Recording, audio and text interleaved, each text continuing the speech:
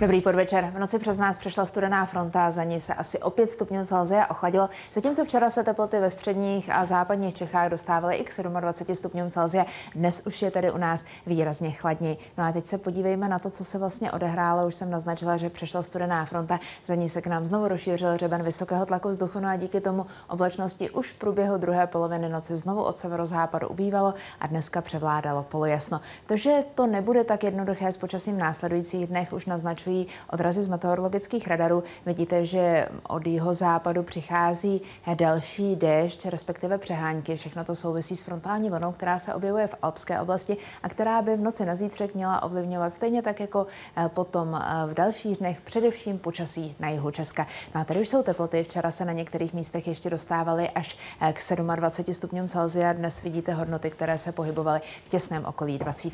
No a tady už je vidět, co se vlastně tedy odehrálo v těch uplynulých 24 hodinách. Tady je studená fronta, která přinesla jak přehánky, tak i bouřky do Česka. Posouvaly se dál směrem na východ. No a množství deště v souvislosti s tou frontou bylo hodně rozdílené. Na některých místech spadlo i okolo 10 mm, jinde třeba na jihu Čech nepršelo prakticky vůbec. No a už jsem naznačila, že to podstatné bude to, co se s oblačností a s deštěm, přehánkami, bouřkami bude dít v alpské oblasti. Tady už je vidět důvod. K nám se od severozápadu pořád bude dostávat chladnější vzduch, takže zítřejší nejvyšší odpolední teploty by se u nás měly vejít maximálně do 20 stupňů Celsia.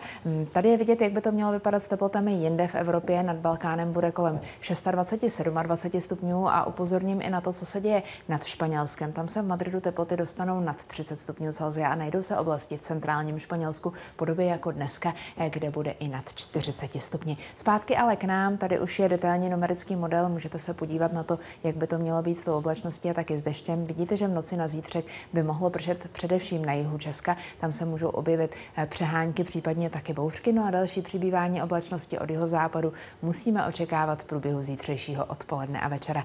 To předbíhám, teď především v noci ještě na jihu déšť, přehánky, případně taky bouřky. Jinak ale na zbytku území převládající oblačno, na severu dokonce i polojasno. No a teploty, které budou nejčastěji mezi 13 až 9 stupni Celsia, na severu, severozápadě budou klesat až k 7 stupňům. Zítřejší počasí spíš převládající polojasno, na jihu a východě ještě doznívání té velké oblačnosti, případně přeháněk a další přibývání mraku. Potom čekejme v odpoledních hodinách právě od jihozápadu. Teploty už jsem naznačila nejčastěji mezi 16 až 20 stupni Celsia. No a biozátěž ta bude na jedničce, vítr bude foukat od severozápadu až severu 3 až 7 metrů za sekundu, na večer bude slábnout.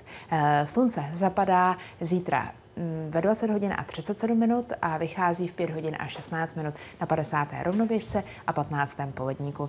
I pátek bude mít počasí rozdělené, na jihu zůstane víc mraků, tam se taky bude místy vyskytovat déšť anebo přehánky, naopak na severu bude převládat i polojasno. Teploty 15 až 19 stupňů Celsia, no a ranní minima nejčastěji 9 až 5 na severovýchodě, po ránu bude ale chladněji, tam budou teploty okolo 4, můžou tedy spadnout až ke 2 stupňům a nemůžeme ojediněle vyloučit i přízemní mrazíky. Daleko víc těch přízemních mrazíků ale očekáváme v průběhu soboty, kde se teploty v celém Česku budou pohybovat nejčastěji mezi 7 až 3 stupni Celsia. Jinak přes den bude 18 až 20. Díky dalšímu výběžku vysokého tlaku vzduchu by ale u nás mělo být většinou polojasno nebo dokonce skoro jasno, jen přechodně oblačno a pravděpodobně bez deště. Zásadnějším způsobem se počasí promění v průběhu neděle, kdyby přes nás měla přecházet další studená fronta. Na ní čekejme déšť, přehánky, budou se vyskytovat místy a teprve na večer bude od západu mraků částečně ubývat. Teploty už výrazně nižší než ty, které jsme registrovali třeba včera. Ve srovnání se včerejškem to bude o víc než 10 stupňů Celsia, nejčastěji mezi 12 až 16 stupni. Naopak nepatrný znovu vzestup teplot můžeme očekávat na počátku dalšího týdne. Rána ale tak, jak se v noci vyjasní, budou chladná, 6 až 2 stupně Celsia a znovu se mohou objevit právě v pondělí ráno i přízemní mrazíky. Teploty přes den 17 až 21 stupňů Celsia. No a když se podíváme na výhled na další dny, je tu naznačeno nepatrné oteplování směrem k úterku a další pak zlom v teplotách zřejmě v polovině příštího týdne, ale to budeme ještě upřesňovat. Tak tolik počasí pro tuto chvíli, teď už v události v regionech.